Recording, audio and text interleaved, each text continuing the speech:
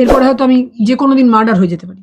আমার মেয়েটা মাতৃহারা হবে আর আমার ১০০০ ভোটেও যেতে আমি আশ্চর্য হব না। আমি অপেক্ষায় থাকবো সেদিন যেদিন আমি আর শুভেন্দু একসঙ্গে আনন্দ করতে, করতে দুজনে গেরুয়া আবির খেলবো। একদম কঠিন। মমতাদি বুঝতে পেরেছে এবার ভবানীপুরটা ওনার জন্য সেফ নয়। তো শুভেন্দু যদি রামচন্দ্র হন, আমি তাহলে সুগ্রীব হতেও রাজি আছি। আমি মঙ্গলবার থেকে কিন্তু ভবানীপুরে প্রচারে নামছি। আপনি শুভেন্দুবাবুর প্রচারে থাকবেন হ্যাঁ, তার মানে? অবশ্যই। সব চুরি, বালি চুরি, কয়লা চুরি সব তথ্য আছে আইপ্যাকের কাছে। বলছে আমার গালে জুতোর বাড়ি মারা উচিত। আচ্ছা মারো। আমি তো যে কথাটা বলেছি সে কথাটা তো মিথ্যে নয়। এটা মমতা ব্যানার্জি জানেন। আর কেউ না জানুক জনগণ দিদিকে করে দেবে পাংচার। তো অভিষেক নাকি বলে যে দিদি তো ওর পিসি। কিন্তু অভিষেক বা সব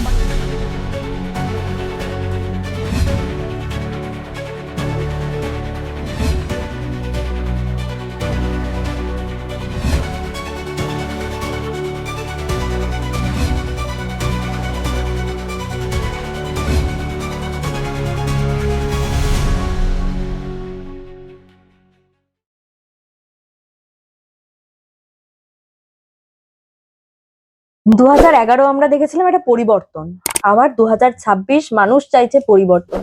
কোন লড়াইটা সবচেয়ে কঠিন বলে মমতা ব্যানার্জির ক্ষেত্রে আপনার মনে হয়, 2011 না 26?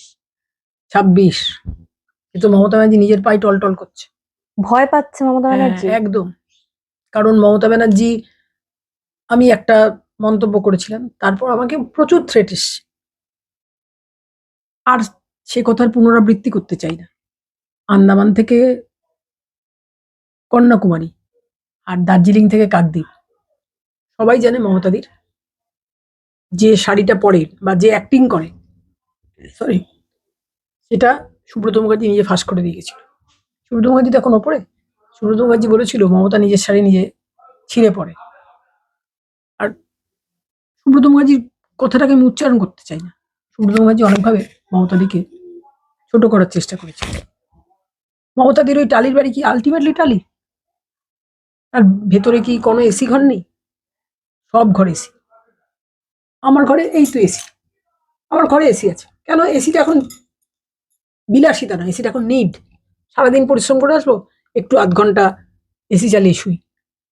আমরা ঘরে যেদিন আমার ঘরে প্রথম উইন্ডো এসি লাগে, তারপরে স্প্লিট এসি। মমতাদি সেদিন আমার ঘরে এসছিলেন, বললেন সোনালি আজকে তোর বাড়িতে যাবো। তো দিদি আসবেন, খুব ভালো কথা। তখন আমি দিদির অনুগত সইনি। তখন আমি বললাম হ্যাঁ দিদি চলো। দিদি ঝাল খেতে পারেন না। আমার হাজবেন্ডের ডাক নাম হচ্ছে লালু। লালুকে বল একটু ঝাল ছাড়া চপ এনে রাখবে। আমরা পাড়ায় ঢুকছি, তখন দেখছি পাড়ায় মোড়ে মোড়ে ভিড়। আমি তো লালুকে অলরেডি বলে দিয়েছি যে তুমি দিদির জন্য ঝাল ছাড়া চপ এনে রাখো। ও অর্ডার দিয়েছে। বলছি ভিড় কেন? আমার সাথে তখন কৃষ্ণা চক্রবর্তী বিধাননগরের যে এখন মেয়র সে ছিলেন। আমি ঢুকেছি, ঢুকে আমার মেজ ভাসুর এসছেন, দিদি এসছেন শুনে মেজ ভাসুর এসছেন। মেজ ভাসুর কিন্তু তৃণমূলই করেন। তখন আমি দিদিকে আলাপ করলাম, দিদি এই যে আমার মেজ ভাসুর, ওনার ভালো নাম হচ্ছে অমিতাভ বোস, উনি কিন্তু তৃণমূলের বুথ এজেন্ট। দিদি তো খুব খুশি হলো, আচ্ছা আচ্ছা। দেখি মেজ ভাসুর আমার, তখন আমরা ভাড়া বাড়িতে থাকতাম, 10 নম্বর রাধানাথ মল্লিক লেনে থাকতাম। মেজ ভাসুর বলছেন সোনালি, আমার জ্যাঠা শ্বশুর বেঁচে তখন, সোনালি জেঠু এক্সপেক্ট করছেন। দিদির তো কোমরে চোট। আমি বললাম মেজদা তুমি কি পাগল হলে? যে জেঠুর যেতে হলে তো জেঠুর কাছে যেতে হলে 40টা সিঁড়ি টপকাতে হবে। দিদির সিঁড়ি ভাঙা উচিত না। তখন দিদি এসে আমাকে বললেন ফলে আমি একটু বাথরুমে যাও। আচ্ছা দিদি যাও। তারপরে আমি বললাম যে দিদি বাথরুমে গেল। আমি তো সকালবেলা বেরিয়ে যাই আর রাত্রেবেলা ঢুকি। আর কোনো দিন দিদির ট্যুর থাকলে, জেলা সফর থাকলে আমি ফিরিও না। দিদি আমাকে এসে বললেন তোর ঘরটা খুব অগোছালো, কিন্তু সাথে সাথে বলতে হয় তোর বাথরুমটা খুব সুন্দর। তখন আমি বললাম দিদিকে, দিদি আমার ঘরটা গোছালো, আমি সকালবেলা বেরিয়ে যাই।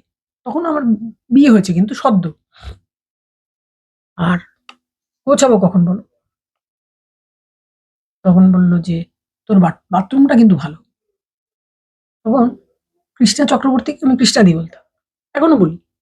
কৃষ্ণাদি বলছেন, সোনালি তোর বাড়িতে মনে হয় কোনো মিস হ্যাপ হয়েছে। তখন আমি দেখি মেজদা কাঁদছে। মেজদা তুমি কাঁদছো কেন? জেঠু এক্সপায়ার করেছে। তখন দিদি বলছেন যে সোনালি তোর ঘরে তো এসি লেগে গেল। দিদির মা তখন বয়স্ক, আমার মায়েরও তো বয়স হয়েছে। আমি ভাবছি মাটা কত কষ্টে আছে। দিদি তাহলে তুমি তোমার ঘরে একটা এসি লাগিয়ে নাও, মাসিমার ঘরে। দিদির ঘরে এসি মানে মাসিমার ঘরে এসি, দিদির অফিসে এসি, দিদির গাড়িতে এসি, হতে পারে টালির চাল। আমাদের বাড়িটাও তো এরকম। আমার টালির চাল করার দরকার নেই। আমি তো আমার 1,25,000 টাকা দামের একটা শাড়ি আছে, আমি সরোবর থেকে কিনেছিলাম। আমাকে আমার হাজবেন্ড বলেছিল, সোনালি তুমি তো 1,25,000 টাকা দিয়ে একটা সোনার গয়না করতে পারতে। আর 2,70,000 টাকা দামের একটা শাড়িরও আমার অফার ছিল। বললাম না। কিন্তু দিদি সবটাই দেখানো। দিদি ছেঁড়া শাড়ি পরতে ভালোবাসে, দিদি হাওয়াই চটি পরতে ভালোবাসে। বাড়িতে কে না স্লিপার পরে, আমরা তো এখন আমার কাছে স্লিপার। কিন্তু আমার স্লিপারটার দাম হচ্ছে 200 বা 300 টাকা বা ম্যাক্সিমাম 500 টাকা। দিদি স্লিপারটার দাম কিন্তু 500 টাকা নয়। দিদি স্লিপারটা অ্যাডিডাস থেকে কেনা। দিদি স্লিপারটা হচ্ছে 6,000 টাকা বা 6,500 টাকা বা আরো বেশি। আমি তো আর দিদি স্লিপার কোনদিন কিনতে যাইনি। তো অভিষেক নাকি বলে যে দিদি তো ওর পিসি, কিন্তু অভিষেক বা সব বাড়ির বাচ্চারাই দিদিকে দিদি বলে। বলে দিদি যে হাওয়াই চটিটা পরে, সেটা পরে কেউ 4 দিন হাঁটুক। আমার দিদির চটি পরার কোনো দরকারই নেই। দিদিকে আমি সম্মান করি নিজের বড় বোনের মতো। তো দিদি সেই চটিটা পরলে আমি তো ধন্য হয়ে যাবো। 6,000 টাকার চটি বাড়িতে পড়ে, আমি তো ভাবতেই পারি না। ভবানীপুর একদম তৃণমূলের গড়, সেখানে এবার প্রার্থী বিরোধীতে শুভেন্দু অধিকারী। লড়াই কতটা কঠিন সেখানে? একদম কঠিন। মমতাদি বুঝতে পেরেছে এবার ভবানীপুরটা ওনার জন্য সেফ নয়। কিন্তু ওটা মানে ওই এলাকাটা তো মমতা ব্যানার্জির এলাকা, উনি ওখানকার বিধায়িকা ছিলেন, আর থাকবেন না, আর থাকবেন না। সেখান শুভেন্দু এর মধ্যেই আমার কাছে বিভিন্ন জায়গা থেকে লোক পাঠাতে শুরু করেছে, কখনো পুরুষ কখনো মহিলা, কখনো পুরুষ কখনো মহিলা। আমরাও তৈরি আছি। মমতাদি, আমি তো এখন এক্স হয়ে গেছি, x deputy speaker, x MLA. আমার পেনশন কত বলো তো এখন? 18,000 টাকা। কিন্তু আমি সুগারের পেশেন্ট। এই তো আমার কালকেও রক্ত নিয়ে গেছে। কিন্তু রক্তের রিপোর্ট ভগবান, যার কেউ নেই তার ভগবান আছে। ভগবানের আশীর্বাদে আমার রক্তের রিপোর্ট, তোমার দাদাই বলো বা জামাই বলো, তাদের সবার থেকে ভালো। আমার পেনশন হচ্ছে 18,000 টাকা। দিদিকেও একবার এক্স করতে চাই আমি।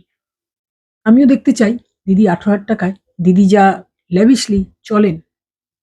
দিদির খুব নমিনাল খাওয়া দাওয়া, কিন্তু দিদি খাওয়ার পরে একবার এক গ্লাস করে ফলের রস খায়। খেতেই পারে। এই যে মমতা ব্যানার্জির গড়ে মমতা ব্যানার্জি একদিকে শুভেন্দু অধিকারী, কত মার্জিনে জিততে পারে বিজেপি আপনি মনে করেন? মমতা ব্যানার্জি আমাদের সবাই ওই নন্দীগ্রাম তখন কিন্তু হয়ে গেছে। নন্দীগ্রামের এমএলএ ছিলেন ফিরোজাবি, একরামুলের মা। সবাইকে বলছেন যে সবাই তো যে যার লড়তে চলে যাবে, আমার নন্দীগ্রাম কে লড়বে? আমার ইচ্ছা ছিল আমি বলি যে দিদি আমি লড়বো। দিদি তো হেরে গেলেন। দিদি বলছেন আমি 294টা কেন্দ্রে আমি প্রার্থী, অথচ দিদি নিজে নন্দীগ্রামে হেরে গেলেন। ব্যাপক ভোটে দিদি হারবেন, ব্যাপক থেকে ব্যাপকতর। দিদির এই মিথ্যাচার, এই দুরাচার, এই পাপাচার, এই অনাচার, এই অত্যাচার, এই বিরুদ্ধে জনগণ দিদিকে করে দেবে পাংচার। কিন্তু এই যে আপনি কথা বললেন যে মমতা ব্যানার্জিকে আপনি এক্স করে দিতে চান, পেনশন কিভাবে চালায় দেখতে চান। মমতা ব্যানার্জি যে এখন রয়েছে বিধায়িকা বা মুখ্যমন্ত্রী, উনি যা পেনশন, উনি যা স্যালারি পান, তাতে তো উনি কোনো কাজ করেন না। উনি বলেন যে সেটা আমার দরকার হয় না, আমি নিই না স্যালারি। এটা কি রয়্যালটি সত্যি? নিয়ে চলি। দূর, আমি তো দেখেছি উনি অনেকবার হাসপাতালে ভর্তি হয়েছেন। কেউ কোনোবার বিল দিয়েছেন রাজীব গান্ধী, কোনোবার প্রণব মুখার্জি। দেখো কংগ্রেস তো একটা বড় দল ছিল, এখন তো আমি কংগ্রেস করি না, আমি বিজেপি করি। কিন্তু কোনোবার বরুণ সেনগুপ্ত, বরুণ দা আজকে ওপরে চলে গেছেন, বরুণ দা আমার অত্যন্ত শ্রদ্ধা। কোনোবার বর্তমান পত্রিকা দিয়ে বিল নেওয়ার কি দরকার বলে? তাহলে এই যে উনি বলেন যে উনি বই লিখে গান করে যে টাকা উপার্জন করেন তা দিয়েই ওনার নাকি চলে যায়, মানে এটাও তার মানে সত্যি না মিথ্যে এই ব্যাপারটা? দেখো আমরা তো মমতাদি সত্যি না মিথ্যে কথা বলেন এটা জানি না। মমতাদি যখন যাদবপুরে দাঁড়ালেন, সোমনাথ চট্টোপাধ্যায়কে উনি হারালেন। সোমনাথ চট্টোপাধ্যায় হারাতে গেলে তো একটু হেভি ওয়েট প্রার্থী দরকার। তখন মমতাদি নিজেকে লিখলেন ডক্টরেট। আমি খুব ভালো দেয়াল লিখতে পারি, পরের বারও আমি ডক্টরেট লিখতে যাচ্ছি। তখন আমাদের কাউন্সিলর এখনো আছেন রত্নাসুর, তিনি আমরা বাঙাল তো, এই মুচ্ছা ফেল। তখন আমি বললাম, রত্নাদি 84তেও তো আমরা লিখেছি ডক্টরেট, 89 কি এমন হলো? দেখতাছোস না সিপিএম কি হল্লা মাতাইছে। আমি খবর নিলাম, তিনি যে লোকটার কাছে গিয়ে তিনি কিন্তু থিসিস জমা দিয়েছে, কিন্তু জর্জিয়া বিশ্ববিদ্যালয় বলে কোনো বিশ্ববিদ্যালয় নেই। আর তিনি যে সময় তিনি কাউন্সিলরের মতো যাদবপুরকে নার্স করলেন, সে সময় তিনি হেরে গেলেন কার কাছে? মালিনী ভট্টাচার্য। মালিনী ভট্টাচার্য জিতেছে। আমি তো মালিনী ভট্টাচার্যকে চিনি না।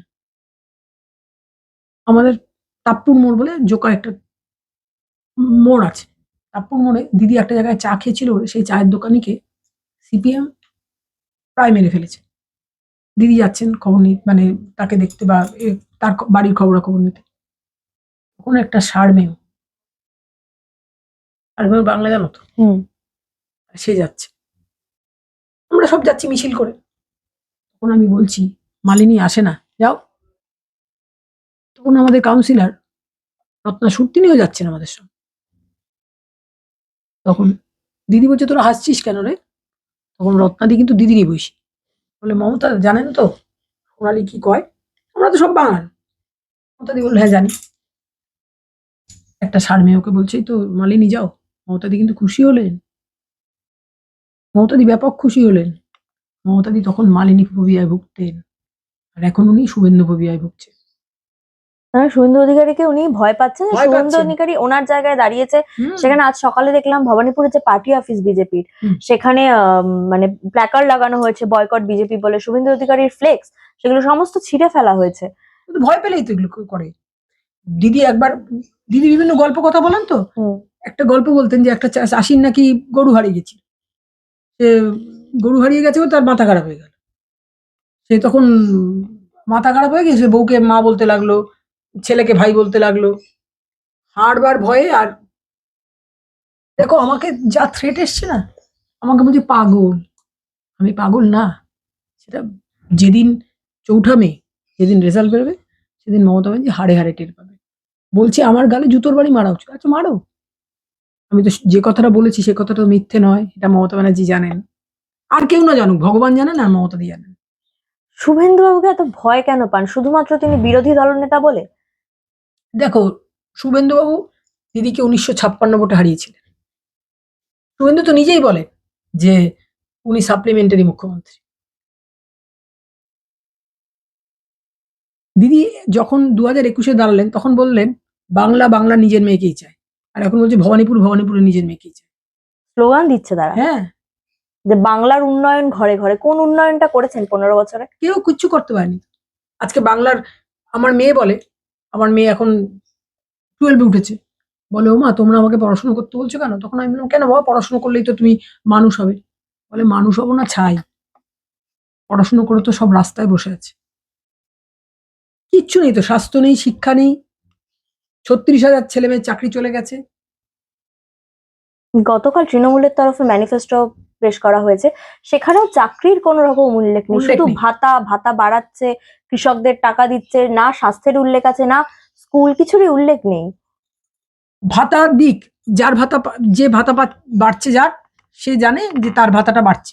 আমার কোনো ভাতার বিরুদ্ধে কোনো মানে বক্তব্য নেই, কিন্তু আমরা তো আজকে এক্স এমএলএ বা এক্স ডেপুটি স্পিকারের তো কোনো পেনশন নেই, এক্স এমএলএ পেনশন আছে। আমি মাত্র পেনশন পাই 18,000 টাকা। এই 18,000 টাকা তো মমতা দিয়ে একটু বাড়াতে পারতেন, সেই বাড়ানোর কথা কি ওনার মনে হলো না? একদিন দিদি, আমি এই বুকে ক্ষোভ নিয়ে বা বুকে অভিমান নিয়ে আমি বলছি আপনিও এক্স হয়ে যাবেন, সেদিন আমরা দেখতে চাই যে 18,000 টাকায় আপনি কি করে আপনার সাম্রাজ্য বা আপনার রাজত্ব চালান। এই অপেক্ষায় রইলাম। আইপ্যাকের মামলা হয়েছে, আপনি জানেন। গত 18ই মার্চ সেই মামলার শুনানি চলছিল সুপ্রিম কোর্টে। সেখানে আবারও তৃণমূলের তরফ থেকে বা শাসক দলের তরফ থেকে সময় চাওয়া হয়েছে।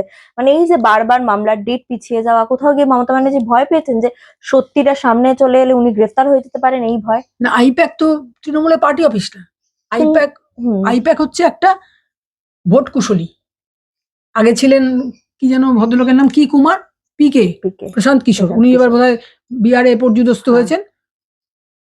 আমি এই প্রতীক জৈন বলে যে ভদ্রলোক, তাকে আমি চিনি না, কিন্তু প্রশান্ত কিশোরকে আমি চিনতাম পার্সোনালি। আমরা ওনাকে ডায়মন্ড হারবারে অনেকবার মিট করেছি। আমি ভাবলাম, আমি যে বাড়িতে খেতে যেতাম দুপুরবেলা, সে বাড়িতে কোনো একটা ছেলে বসে থাকতো। তখন আমি যার বাড়িতে খেতে যেতাম তাকে জিজ্ঞেস করতাম, হ্যাঁ গো, ও কে? বলে, বুঝলে না দিদি, ও আইপ্যাকের থেকে এসছে। তখন আমি বলতাম যে, বাবা তোমার নাম পরিচয় যদি আমাকে বলো, আমি তো এমএলএ মাত্র, খেতে এসছি, এখানে লাঞ্চ করতে এসছি, তুমিও এসছো, আমি লাঞ্চ করতে এসছি। তখন যার যার নিজের বাবার পরিচয়, বাবার নাম বলতে করতো। তো প্রশান্ত কিশোর তো আমাদের সুব্রত মুখার্জি যে কলকাতা কর্পোরেশনের মেয়র ছিলেন, উনি বলতেন প্রশান্ত কিশোর বলিস না সোনালি, বল কিশোর কুমার। তো এই প্রতীক জৈনকে তো আমি চিনি না। এখন প্রতীক জৈনের কাছে নাকি সমস্ত ডাটা ছিল, সমস্ত ওই কি বলে ক্যান্ডিডেট লিস্ট ছিল, যেগুলো উনি স্ন্যাচ করে এনেছেন। হুম। উনি নিজের চেয়ারটার অসম্মান করেছেন, নিজের চেয়ারটার ক্ষমতার অপব্যবহার করেছেন। মানে কোনোভাবে এমন কিছু তথ্য কি আইপ্যাকের কাছে থাকতে পারে যেটা বাইরে এলে মমতা ব্যানার্জির সব প্রতি? চুরি, সব চুরি, বালি চুরি, কয়লা চুরি, সব তথ্য আছে আইপ্যাকের কাছে। দেখো, আইপ্যাক অনেক বড় সংস্থা, তাদের পয়সার সঙ্গে হয়তো আমি লড়তে পারবো না, কিন্তু আমি রেডি আছি। এরপরে হয়তো আমি যে কোনো দিন মার্ডার হয়ে যেতে পারি, আমার মেয়েটা মাতৃহারা হবে, আর আমার স্বামী বিপত্নিক হবে। মার্ডার হয়ে যেতে পারে মানে থ্রেট আসছে শাসক সেটা দল থেকে? নিশ্চয়ই বিরাট থ্রেট। আমাকে পাগল বলা হচ্ছে আমার নাকি ক্যান্সার হয়েছে।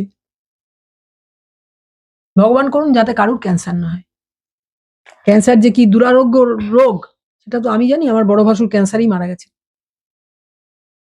এই যে আপনি বললেন আইপ্যাকে একাধিক তথ্য রয়েছে বালি চুরি থেকে কয়লা হুম, চুরি, এগুলো যদি বাইরে আসে মমতা ব্যানার্জি অসুবিধায় পড়বে না অভিষেক নিশ্চয়ই। বন্দ্যোপাধ্যায়, দুজনেই? দুজনেই। অভিষেক বন্দ্যোপাধ্যায় অসুবিধায় পড়লেই তো, তবেই তো মমতা ব্যানার্জি অসুবিধায় পড়বে। অন্যদিকে মমতা ব্যানার্জি নিজেও নিজে খুনের আশঙ্কা করছেন, বলছে তিনি খুন হয়ে যেতে পারেন, হুম, দায়ী করছে বিজেপিকে, হুম, প্রধানমন্ত্রীকে দায়ী করেছেন হুম। তার জন্য। ওরে খুন করবে কে? ওরে খুন করলে আমরা প্রধানমন্ত্রী গিয়ে মালা দিমু। আমি বাংলা ভাষায় কইলাম, খুন করবে কে? ওরে খুন করলে আমরা প্রধানমন্ত্রী গিয়ে মালা দিমু। আমি বাংলা ভাষায় কইলাম, ওরে খুন করলে আমরা প্রধানমন্ত্রী গিয়ে মালা দিমু। কমু, স্যার আপনি বাংলারে মুক্ত করলেন। প্রধানমন্ত্রী তো অত বাংলা বোঝেন না, প্রধানমন্ত্রী তো গুজরাটি লোক, উনি হিন্দি আর ইংরেজিতেই পারদর্শী। উনি দেখো, আমি যখন এমএলএ ছিলাম না, উনি জানতেন আমার পরিবারের সঙ্গে, মানে আমার শ্বশুরবাড়ির পরিবারের সঙ্গে সোমেন মিত্রের একটা সখ্যতা ছিল। আমার জ্যাঠা শ্বশুর, তিনি আমৃত্যু এখানে ব্লক কংগ্রেসের সভাপতি ছিলেন। উনি বলতেন যে কেউ কিন্তু অধীর চৌধুরীর সঙ্গে কথা বলবি না। তখন অধীর চৌধুরী কিন্তু এমএলএ হননি। অধীর চৌধুরী যখন এমএলএ হয়ে গেলেন, তখন উনি গিয়ে কালো শাল দিয়ে গলায় দড়ি দিয়েছিলেন। এবার আমাকে অধীর চৌধুরী একদিন ফোন করলেন, একটা কংগ্রেসের ছেলেকে পাঠালেন, মানস সরকার তার নাম। তখন সে বলছেন, তখন অধীর চৌধুরী বললেন যে, কেমন আছেন ম্যাডাম? তখন আমি বললাম, দাদা আপনারা যেমন রেখেছেন। অধীর চৌধুরী এতবারের সাংসদ, এতবারের এমএলএ। উনি একবার রাজ্য বিধানসভায় কখনো গেছো? নিশ্চয়ই গেছো। আচ্ছা, যাও। হুম। রাজ্য বিধানসভায় তৃণমূলের একটা ঘর আর কংগ্রেসের একটা ঘর, সিপিএম ঘর ডিমান্ড করে, যাই হোক, এটা স্পিকারের ব্যাপার। অধীর চৌধুরী ঢুকেছেন তৃণমূলের ঘরে। আমি ওনাকে দেখে হাত জোর করলাম, না আপনি তো অধীর দা, অধীর চৌধুরী না, আপনি তো অধীর দা। তখন উনি বললেন, হ্যাঁ। আর আপনি তো সোনালী গুহ। তখন আমি বললাম, হ্যাঁ। বিধানসভায় একজন গ্রুপ ডি স্টাফ ছিল, এখনো বোধহয় আছেন, সুখদেব বিশ্বাস। আচ্ছা দিদি, সুখদেবকে দেখেছেন? বললাম, সুখদেব দাকে খুঁজছেন? সুখদেব দা বোধহয় আপনাদেরই ঘরে। সুখদেব দাকে সব ঘরে সবাই পছন্দ করত। সুখদেব খুব নমিনাল একটা হাসি। দিদি খেয়েছেন, নদিয়ার লোক একটু খেয়েছেন ঠেয়েছেন ওগুলো কথা বলে। বললাম, আমি তাহলে আমাদের ঘরে যাই। বললাম, যান। এবার অধীর চৌধুরী যখন আমাকে ফোন করলেন, সেই বিকেলেই আমাকে সজল ঘোষ ফোন করলো, দিদি তোমার সঙ্গে তো আমাদের প্রেসিডেন্ট দেখা করতে চাইছে। তখন আমি বললাম, কোন প্রেসিডেন্ট সজল? তমক। কে তমন? আমার সঙ্গে আমাদের রাজ্য প্রেসিডেন্ট সুকান্ত মজুমদার দেখা করতে চাইছে। তখন আমি বললাম, আমি তো সুকান্ত বাবুর বাড়ি চিনি না। তখন বলল, আমি নিয়ে যাবো। সজলের গাড়িতে করেই আমরা গেলাম। সুকান্ত বাবু too good to speak. Sukanta বাবু আমাকে বলছেন, ম্যাডাম আপনি কি খাবেন? তখন আমি বললাম সুকান্ত বাবুকে যে, দাদা আপনি তো একজন অধ্যাপক, আর আপনি এবার বেস্ট পার্লামেন্টেরিয়ান হয়েছেন, তাই আমি আপনাকে দাদা বলেই সম্বোধন করছি। বলে, আপনি চা খাবেন? বললাম, আমি ফন্ড অফ টি, কিন্তু আমি সুগার ছাড়া রটি চাই। সুকান্তবাবু বললেন, আপনাকে যদি গ্রিন টি দেওয়া হয়? তখন আমি বললাম, গ্রিন টি সম্বন্ধে মানুষ অনেক কিছু বলে, গ্রিন টি খেলে নাকি ভুঁড়ি কমে যায়, আপনারও তো ভুঁড়ি আছে। তখন সুকান্তবাবু এটা হা হা করে হাসলেন, বললেন, ম্যাডাম আপনি না আমাদের থেকেও সরল। আমি সরলভাবে জীবন কাটাই। আমি সরল কিনা জানি না, আমি সরলভাবে জীবন কাটাই। বলে, আপনি এত উচ্চ পদে ছিলেন আর আপনি মানে একটা অ্যাডভার্টাইজ দেখে আপনি বিশ্বাস করলেন যে গ্রিন টি খেলে পেট টেট কমে যায়? ওগুলো সব ফালতু। তা আমার বক্তব্য ছিল যে গ্রিন টি খেলে যদি পেট কমে তাহলে আপনারা তো ভুঁড়ি কেন? গ্রিন টি খেলাম, ওরকম গ্রিন টি আমি কখনো খাইনি। উনি জিজ্ঞেস করলেন, আপনার কোমরের ব্যথা কেমন আছে, আপনার শারীরিক কেমন? আমি বললাম, সব ঠিক আছে, কিন্তু এখন আমার চলাফেরা করতে একটু অসুবিধা হচ্ছে। আমি মমতাদিকে বলবো যে মমতাদি তো এখান থেকে অনেকবার মিছিল নিয়ে গেছে। এই গত ২-৩ দিন আগেও বোধহয় মিছিল করেছিলেন। হুম, হুম। আমার কাছে সেদিনও প্রেস এসেছিল। সে ভয় পাচ্ছে। বলছে, দিদি আমার আস্তে, আস্তে না দেরি হয়ে গেল? কেন বাবু? এখান থেকে তো এখন আজকে তো চিফ মিনিস্টারের মিছিল। তাদের ড্রাইভার বোধহয় বিজেপির কিছু একটা সামনে রেখেছিল। তাই জন্য পুলিশ আসতে দিচ্ছে না। তমশ্রী বোধহয় মেয়েটার নাম। খুব সম্ভবত। যাই হোক, আমি মনে করতে পারছি না। তারপরে আমি বললাম, কেন? ঠিক আছে, তুমি এসছো, আমি ইন্টারভিউ দিচ্ছি। বলল, দিদি আপনি কি ভালো? বললাম, না, ভালো আমরা সবাই। আমরা নিজেরা খারাপ তো সব খারাপ। আর নিজের ভালো, আপনার ভালো তো সব ভালো। আর নিজে খারাপ তো সব খারাপ। তখন থ্রেড সবে আসা শুরু হয়েছে। তখন তমশ্রীকে আমার বর বলেছিল, তমশ্রী তুমি আমার সন্তানের মতো। আমার বর ছোট, সব মেয়েকে দেখলেই বলে আমার সন্তানের মতো। তখন বলল যে, তুমি কিন্তু এই প্রশ্নটা সোনালীকে করো না। তখন আমি বললাম, তমশ্রী একমাত্র মমতাদি জানেন আর ভগবান জানেন যে আমি মিথ্যে কথা বলি না, আমি মিথ্যে কথা বলি। কিন্তু কখন বলি? যে যখন আমার প্রাণ সংশয় থাকে বা যখন আর কিছু নেই, আমার এইখানে হয়তো বন্দুক ধরেছে কেউ, তখন আমাকে মিথ্যে কথা বলতে হচ্ছে। মিথ্যে কথা বলে যে মমতাদি সবসময় মিথ্যে কথা বলি না। সেটা চরম মিথ্যে কথা। মিথ্যে কথা সবাইকেই বলতে হয়। তখন বলল, হ্যাঁ দিদি। তখন আমি বললাম যে, তোমার আজকে এত আসতে দেরি হলো কেন? বললো, আমার মমতাদির গাড়ি যাচ্ছে, মিছিল আছে তো, আমার ড্রাইভার কিছু একটা রেখেছিল সামনে, পুলিশ অ্যালাউ করছিল না। তো অবশ্যই আমাকে কি বলে, দয়াময়ী মন্দির আছে সামনে, সেই মন্দিরে বসে বলল, তার আগে স্বর্ণালী নিয়ে গেছে হুম। আর বাংলা। অবশ্যই বললো, দিদি ওখানে বসে যদি আপনি একটু দিতে পারেন। হ্যাঁ, কেন দেবো? আমার একটু হাঁটতে চলতে অসুবিধা হয়, কেউ একটা সাপোর্ট দিলে আমার বাড়িতে একটা আমি এখন অ্যাটেন্ডেন্স ছাড়া চলতেই পারি। তো শুভেন্দু যদি রামচন্দ্র হন, আমি তাহলে সুগ্রীব হতেও রাজি আছি। আমি মঙ্গলবার থেকে কিন্তু ভবানীপুরে প্রচারে নামছি। আপনি শুভেন্দুবাবুর প্রচারে থাকবেন হ্যাঁ, তার মানে? অবশ্যই। আমার বরের তো আজকে বিকেলেই যাওয়ার কথা ছিল 82 ওয়ার্ডে। ভবানীপুরের মানুষ যারা এতদিন মমতা ব্যানার্জিকে দেখে এসেছে তারা এখন তিথি বিরক্ত হয়ে গেছে মমতা ব্যানার্জির বিরুদ্ধে। মার্জিন যদি আমরা দেখি, ভোটের মার্জিন, যে উনি আগে কত ভোটে জিতেছে বা কত ভোটার বাদ গেছে, সেই যদি সব হিসেব করে আপনার মনে হয় যে শুভেন্দু অধিকারী কত ভোটে ওখান থেকে জিততে পারে? শুভেন্দু জিতবে এই কথা, কিন্তু কত ভোটে জিতবে তো আমি ভবানীপুরের মানচিত্র মানে এই ম্যাপটা জানি, কিন্তু ভবানীপুরে কত ভোটার বাদ গেছে সেটা আমি জানি না। প্রায় 57,000 ভোটার বাদ গেছে আচ্ছা, সেখান থেকে। শুভেন্দু যদি 57,000 ভোটেও যেতে, আমি আশ্চর্য হব। আমি অপেক্ষায় থাকবো সেদিন, যেদিন আমি আর শুভেন্দু একসঙ্গে আনন্দ করতে করতে দুজনে গেরুয়া আবির খেলবো। অন্যদিকে দেখা যাচ্ছে যে মমতা ব্যানার্জি তিনি আজকে ঈদের মঞ্চ থেকে আবার এসআইআর নিয়ে সরব হয়েছেন, বলছেন প্রধানমন্ত্রী তিনি নাকি অনুপ্রবেশকারী, তারা রাজ্যটাকে জাহান্নামে পাঠাতে চাইছে। ও তো পাগল তো। সবাই এখন যারা বাইরের বাসিন্দা, মানে ব্যাঙ্গালোর, বম্বে, আমাদের তো বিভিন্ন জায়গায় সব আত্মীয় স্বজন আছে, তারা বলে পাগলি পিসি। তাই বলবো, পাগলে কিনা বলে ছাগলে কিনা খায়। অসংখ্য ধন্যবাদ।